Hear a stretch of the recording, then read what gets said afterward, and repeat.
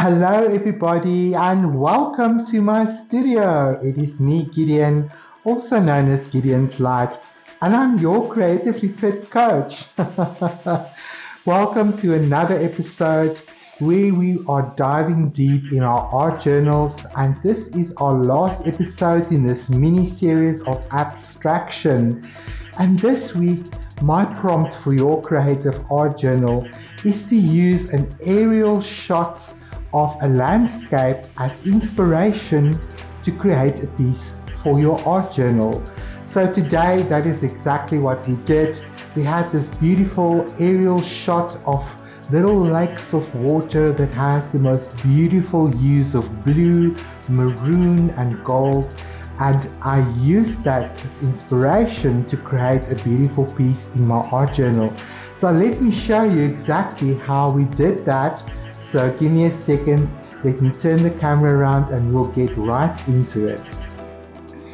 Right, you guys, it's exciting to complete this mini series of ours in abstraction today. And I've got all my goodies ready to play.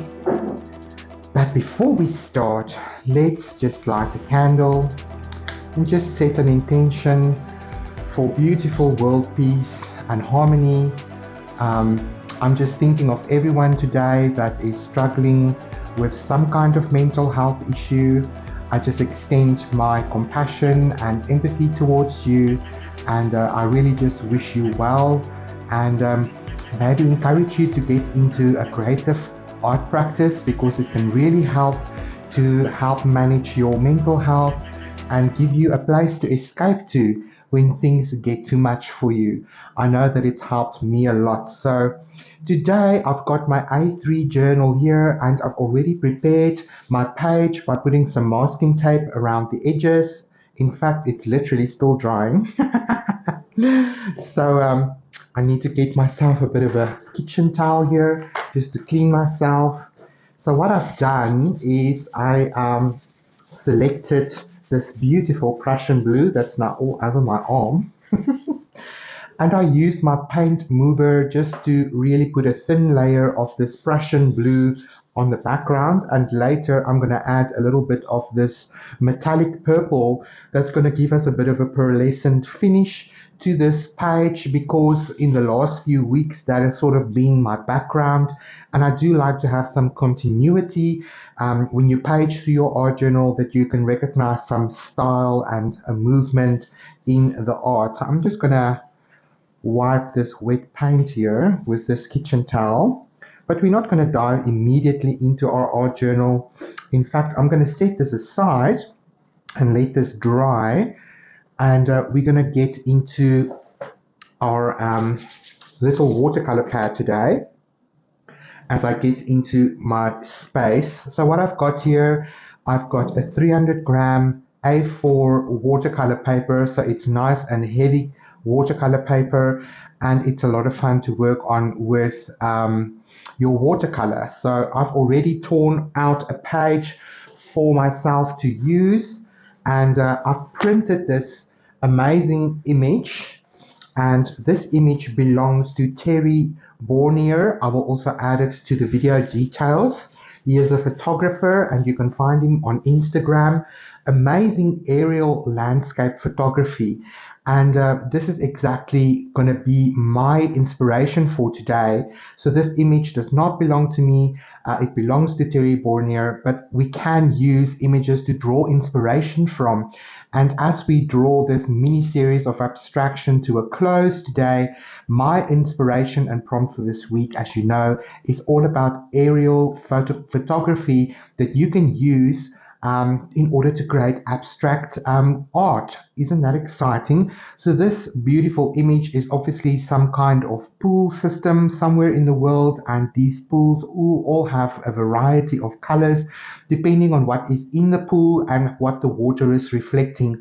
I just loved these colors that we have here. So I want to encourage you to go and find an aerial photograph of a landscape that inspires you. You might enjoy the line work that is present, or the colors, or whatever it might be. And you can attack this in your art journal with any medium that suits your fancy. Today, however, I'm going to play with my watercolor. I'm really enjoying my watercolor, and all of these little sort of pools of water with all the different colors is definitely going to work very nicely, because I can sort of allow these colors to flow into each other. So that's going to be a lot of fun. So I printed this out on an A4 size at my local photocopy shop, and I stuck down my watercolor paper here on my pad. And what I've also done is I have used just my B6 carbon stick here, and I really scribbled the entire background with that carbon, so that when you put it down on your watercolor paper, just stick it down firmly so that your reference material does not move. And then you can just take a pencil and you can basically run around the edges of the design on the photograph. And then what you will have is you will get that carbon to release onto your watercolor paper, and that gives you then a beautiful reference material. You have all the, how can I put it, lines of your reference material in the same place, and then it becomes easier then to just copy sort of what you're seeing, because it's already proportionately in the correct place for you to use. Okay, so I've got some tissue paper here. We're going to play with these things later. So one of the things I wanted to show you guys today, as I take everything that I no longer need out of my way, just to clear the space a little bit, is I'm going to show you guys how to use masking fluid. I'm going to move our candle a little bit off camera as well, so that we have a bit more space for this lovely image. I'm also going to just put something under my board that is a little bit high enough. What shall I use that's close to me? I will have to find something. Let me just see. It's very nice if you sort of put your board at an angle. I think I can put my tissue paper roll down there. There we go. And I'm just going to quickly run around to the camera to make sure that you guys can see everything that is in the shot. Yes, that looks good. In fact, I can move it forward again a little bit closer towards me. Alrighty then. So I'm going to show you guys how you can use masking fluid. Now, masking fluid is something that really changes the watercolor game completely. And masking fluid you can get at your local art supply store. I've got my PBO drawing gum, it's called. And this liquid masking fluid goes a nice dark gray color, so you can see it. And I must say, I think this is a good quality, because this is quite old. I think I've got it for more than 3 years already, and it still works like a charm. So I'm just going to put my reference material over there. Where shall I put this? For now, we're going to play with that. So one of the tips I can give you is to use a synthetic brush. You definitely don't want to be using your watercolor brushes to apply your masking fluid, because it becomes rubber. So one of the things you can do is you can add a drop of liquid soap to your brush and maybe just wet it a little bit, just so that your bristles are sort of protected. I would also advise you to clean it immediately after you have applied your masking fluid. There we go. So now what I'm going to do is I'm basically going to mask all of these little ridges of the ponds or dams, whichever they are, so that they stay this light color, because the color inside of the dams are quite deep and dark, and it's going to be quite a lot of concentration to try and avoid these areas that are lighter. So let's start here at the top right. And because our reference material is just going to inspire us, I'm not too worried about major detail. I just want to sort of have this inspiration. I do love the line work. And that's one way to sort of get into abstract art, by having sort of a medium to focus on, or a reference material to focus on. And if you're going to be playing with watercolor, this is a fun way or time to get into a little bit of negative painting or working with a masking fluid like this. So in its liquid form, it is very easy to paint with. You can sort of create quite accurate lines. So I'm going to just shut up for a minute and quickly paint this entire reference material with my masking fluid before it dries out on me. Remember, the minute you open that lid, you will get masking fluid to dry upon you, so be mindful of that. I think this whole area looks a little bit big, so I'm just going to concentrate here on my little reference material, and then I'll chat with you guys again as soon as this is done.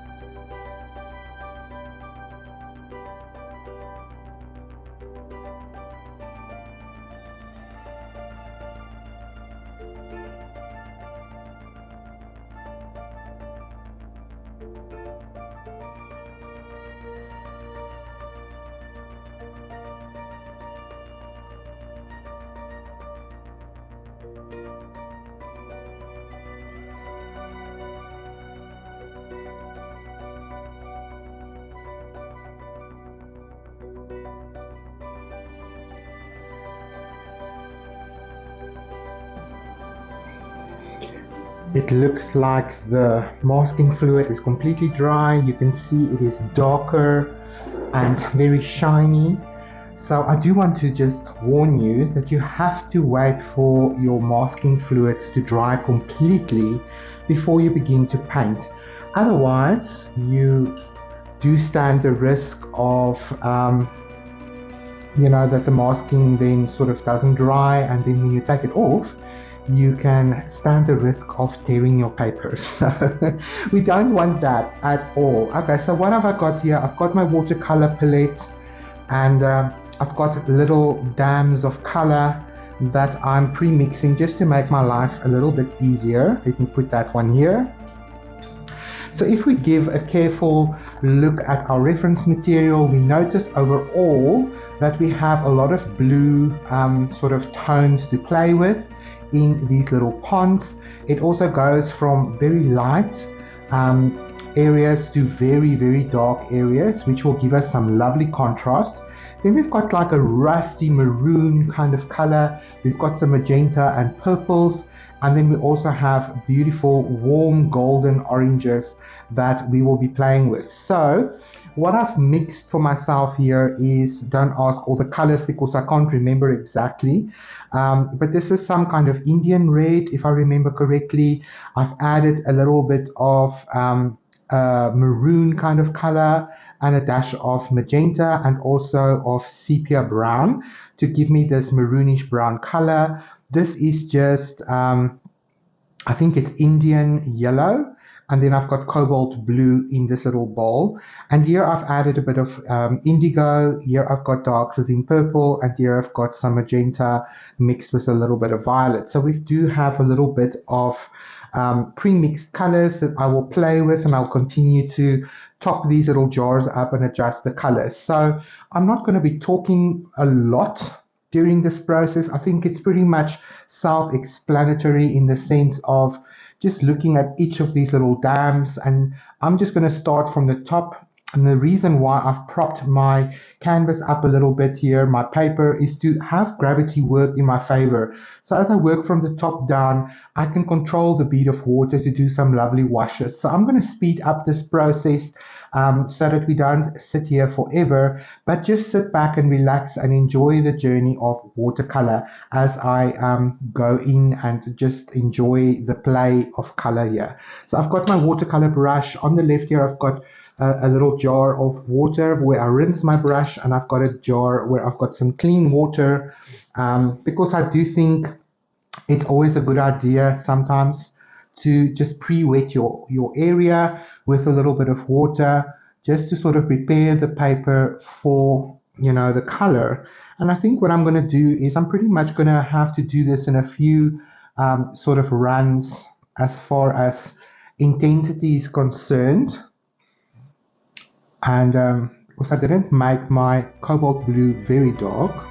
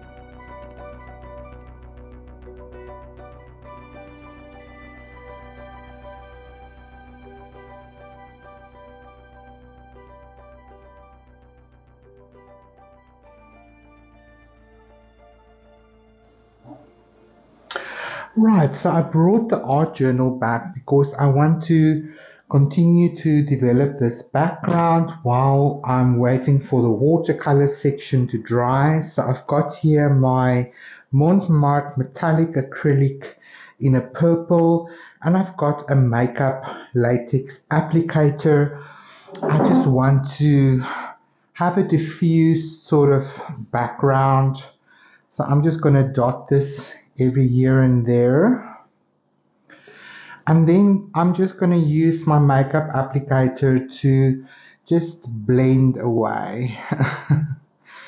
So this beautiful Prussian background is going to give us a beautiful edge and a depth that will be beautiful to look at. And I think it will enhance sort of the image that we are playing with, and it's just going to give us a nice shimmer, and here and there we will see a glimmer of a violet reflection that will give us a nice reflective pearlescent effect to our paint. But at the same time, I'm not covering everything up that I already have, because I realize, or I am aware, that most of this in the middle is going to be covered up. So just a very soft blended glaze of the purple metallic will complement us, because this is basically what we're going to have in the end, sort of. So we can get an idea of how that complements what we're already doing with our watercolor. So that is done. I can set this aside to dry even further, and then our next step will be to remove the masking tape from our watercolor painting. So we'll be right back. Our watercolor paper is dry, and I absolutely love how the watercolor has played and given us beautiful, interesting movements. I think some of the areas I will enhance, but I want to remove the masking tape. But now I'm thinking, before I do that, let's enhance first. So I think I'm going to play with my oil pastels. It's always fun to play with oil pastels. Let me get my reference material over there. There's just some of these areas that I think can do with a little bit of a deeper tone. So let's bring some oil pastels in, and we can just play over the surface of our watercolor paper. Just looking at areas that I think can do with a bit of depth that will help us with our contrast and also the vibrancy of our color. Now you could go over this with another wash of watercolor, but I like to add a little bit of interest to this watercolor exercise, this abstraction. I don't want it to be too realistic. I want it to be a creative exercise. And I do love mixing mediums because it gives an effect that enriches the artwork. It adds some texture and drama to the page that I quite love. I feel this one is light, but we can do with a bit of the skipping.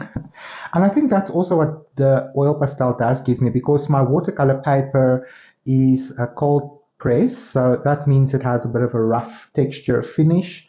So that allows the oil pastel to sort of skip over the page, and it sort of adds to that ethereal feeling of the water. Just looking at my reference material.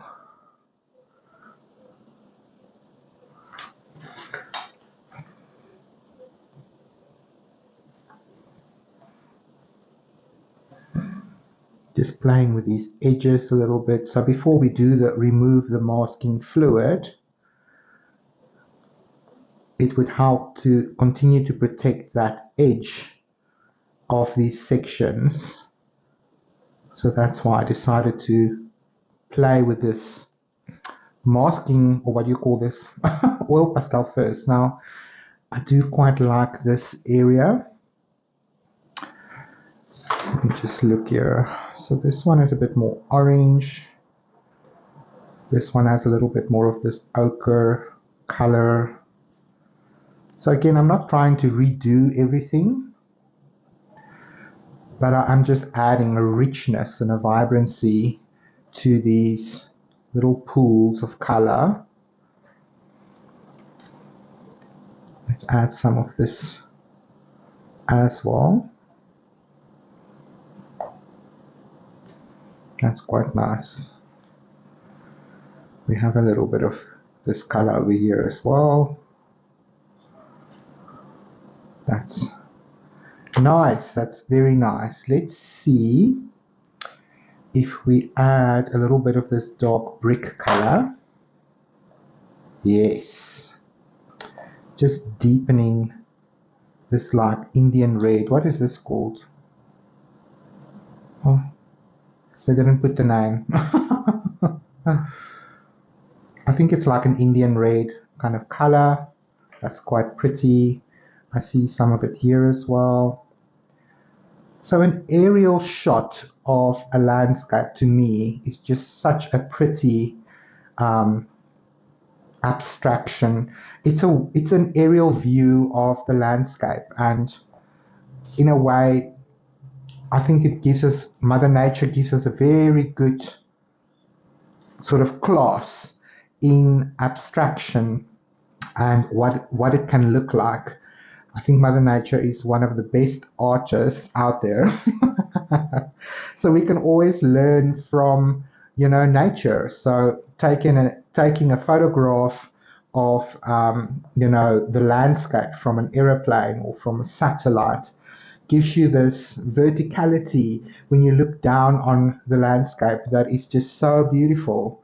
And whether it be a forest or a seascape, or where the land mass meets the sea, um, it can be a little bit of everything. So a little bit of color harmony here, because a dry medium is just so much easier to place in a very particular area where you want it. Let's see, a little bit of this magenta will be nice as well.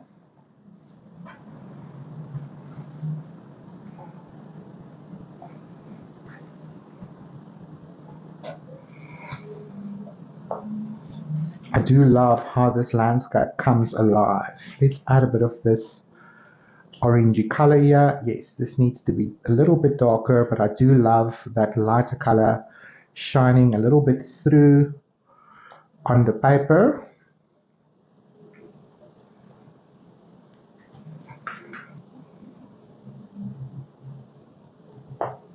Over here as well.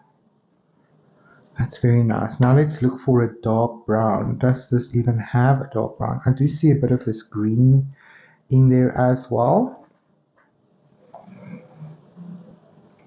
Over here we have a bit of green.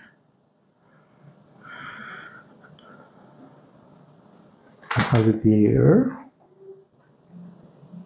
And some over there. That's quite nice. Now the darkest brown, I've got some dark brown over here in another palette of mine. So just bringing some of this dark brown into these areas. Maybe some down here as well. I think what I must do for pure experimentation purposes is to do a wash over this. I think that will be exciting. Yes, that's what I'm going to do. I'm going to do another wash over this, because now we're going to have the duality of the oil pastel that will resist the water even more, and the deeper watercolor will seep in between these colors, because I do need a bit of a, what should we call it, stronger blue. So I'm going to do this indigo blue. Let's do a nice mixture of indigo blue and a little bit of this blue, whatever that is called.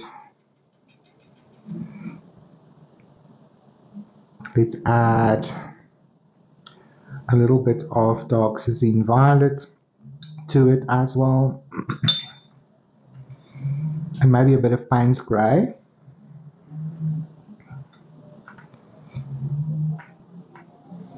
Nice. Okay. I'm going to really just quickly go in on these pools that are dark. So you're going to see the water is going to be resisted now by the oil pastel. So that's going to give us yet another layer of resistance and texture. That's going to be beautiful.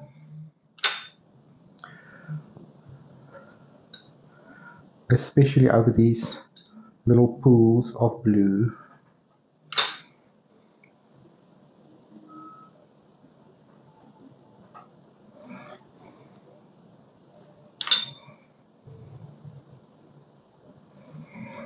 Let's mix some more.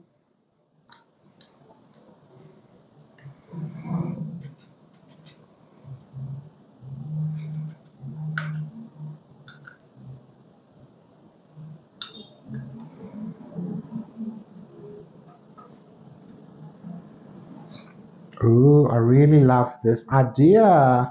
You can now see this is a very good example of when you open yourself to play and experimentation, how you can bring things together that you wouldn't have thought of before. And this is just awesome how this is going to add texture, drama, movement, repetition, all of these wonderful things that we like to use in our art.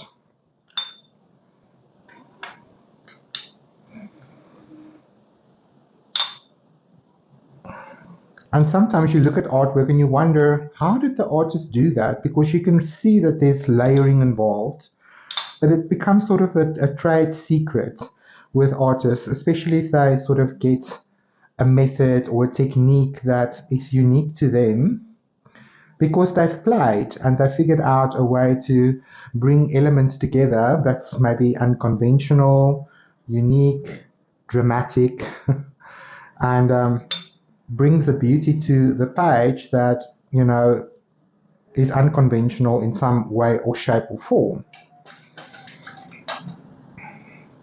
I do love this. Very rich. I think it's like an Indian yellow, not sure. So I'm just gonna let that seep through where it can.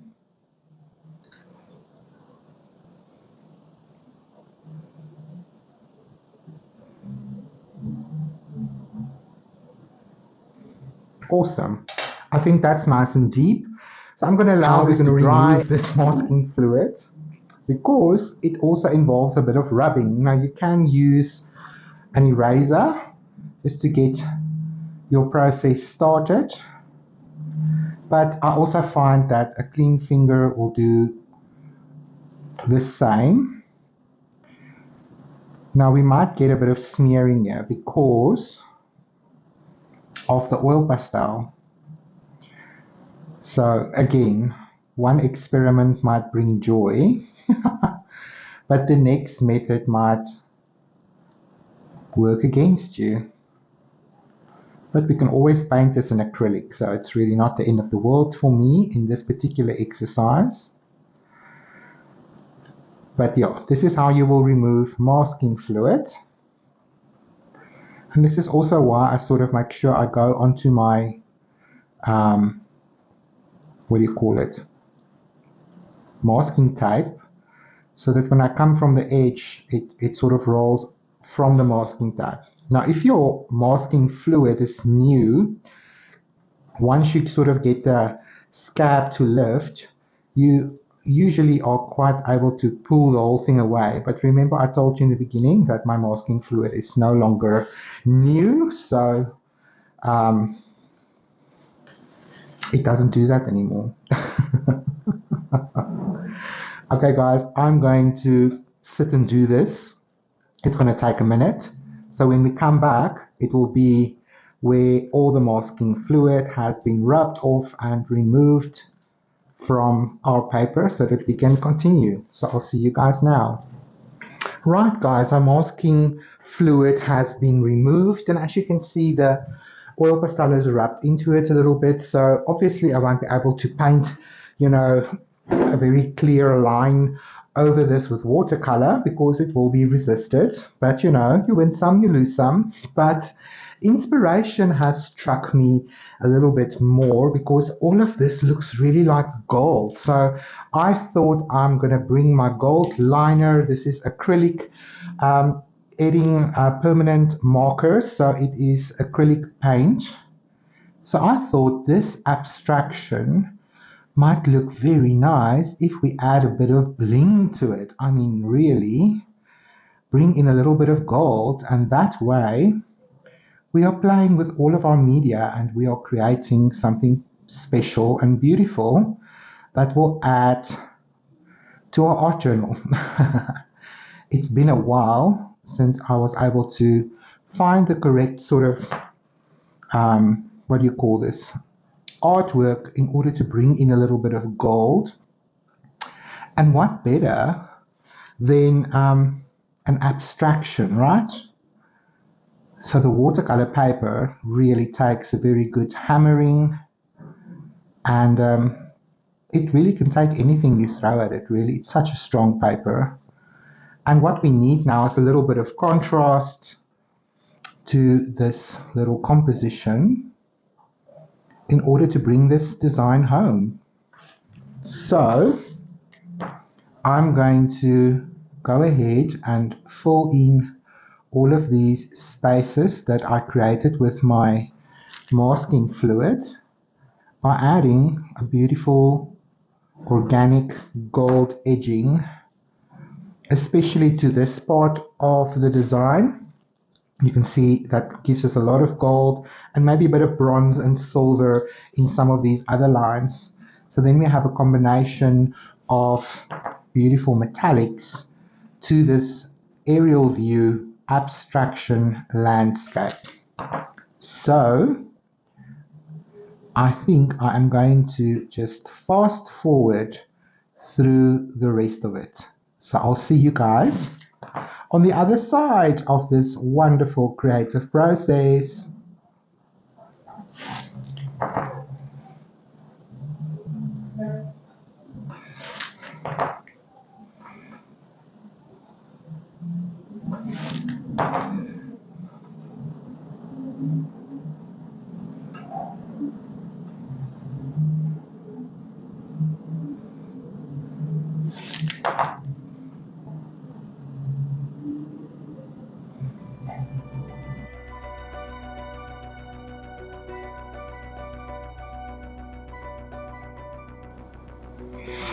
Alrighty guys, this was a lot of fun. I did play with my gold, bronze and silver marker on these lines, and I also just used a black marker to indicate the shadow of each of these pools of water or whatever that really is. I have no clue what it really is, but you know what? It's not that important. So I thought today I will share with you this beautiful moment when we tear off this masking tape. It's so satisfying, right? You see that beautiful clean edge. And let me just see which one is on top. I think it's these two. Always fun to pull off masking tape.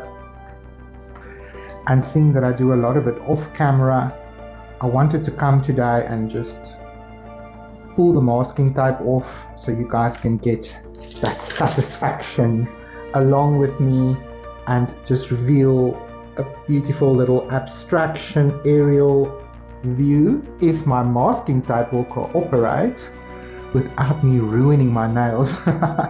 Last week I was doing a lot of masking tape sessions and it totally ruined my manicure. Now you can see this is pulling a little bit of my paper off. I did warm it up before the time, but you know, this is strong watercolor paper. It's okay, it's not the end of the world. I might even remove this excess piece of white paper in the end before we add it to our art journal. So let's put that aside. And if you put these two images next to each other, you can see how this has influenced the creation of this piece.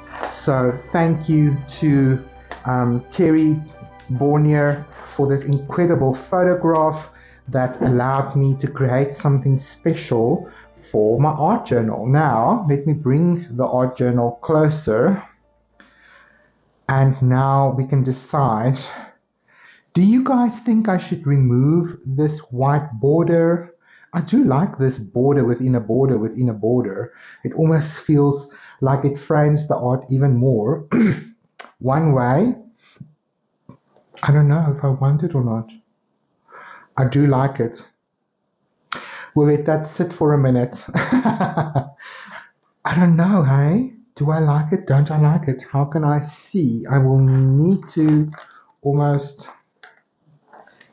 in a way, cover it. Let's cut it off. Seeing that it's not completely even all the way through, and with the other pieces in the previous weeks I did remove the border, so let's continue that, can I say, process. And I do want this to feel like an integrated piece of collage. And the only reason why I worked on watercolor paper today and not directly in the art journal was because I knew I was going to throw a lot at it. And I really wanted to play with the watercolor. Now, journal of mine is really not good quality paper, and I knew that the watercolor was going to just wrinkle everything up, and I wasn't in the mood to struggle today. Just wanted to create and be playful and experimental, and I wanted to bring this few weeks of abstraction focus, to completion without too much of an effort in struggling with materials that was not cooperating.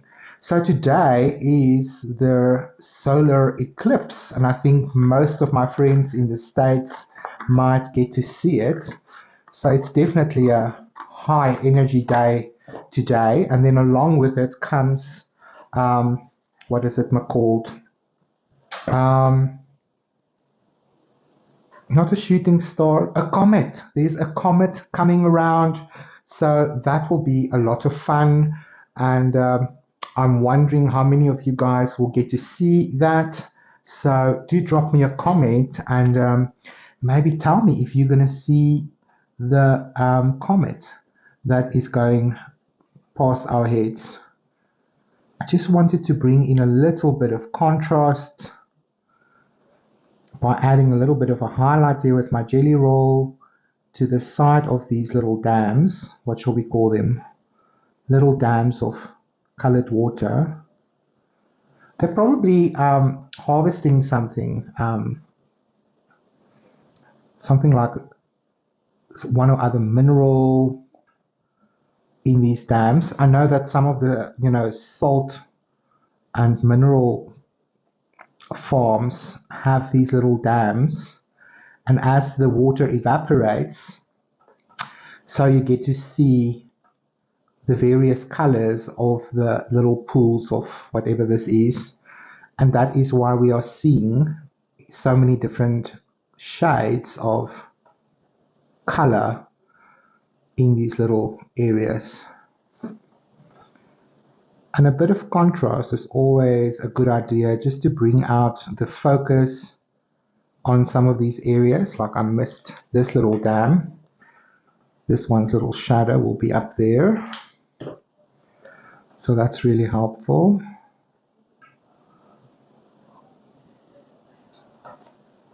So if you guys are going to see the eclipse or you watched it, drop me a comment and tell me what you saw. Tell me what you thought of it. Was it a nice experience? Was it a scary experience? Unfortunately, we don't get to see that this time around here in South Africa. I don't know when we will get a turn to see the eclipse. So I'm just playing a little bit with my jelly roll. I don't want to bring in too much, what should we call it, contrast, but a little bit goes a long way. And because there's wax crayon on here, my jelly roll is skipping a little bit here and there, but that's okay.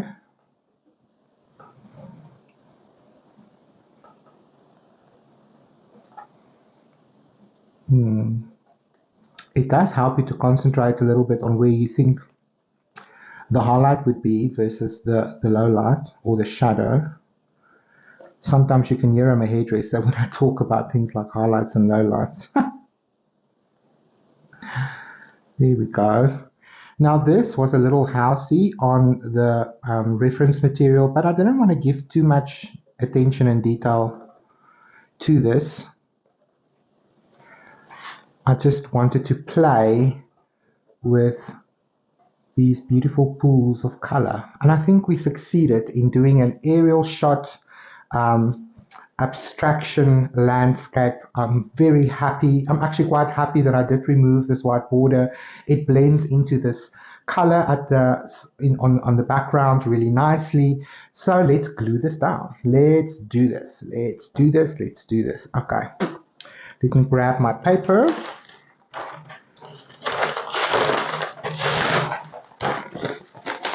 Let's protect our artwork.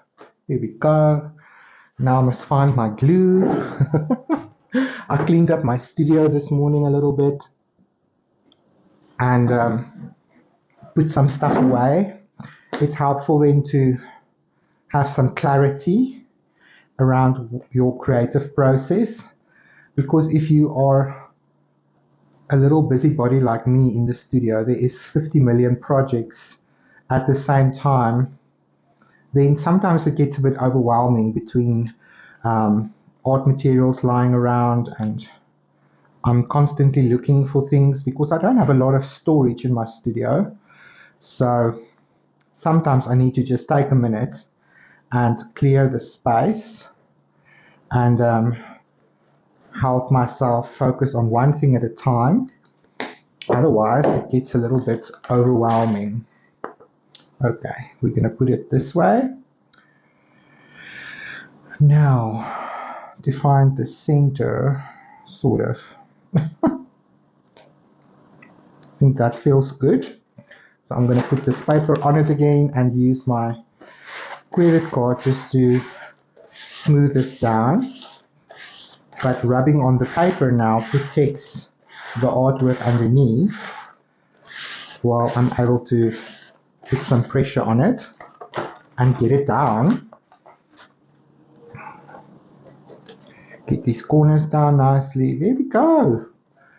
Beautiful. I will do a close-up for you guys.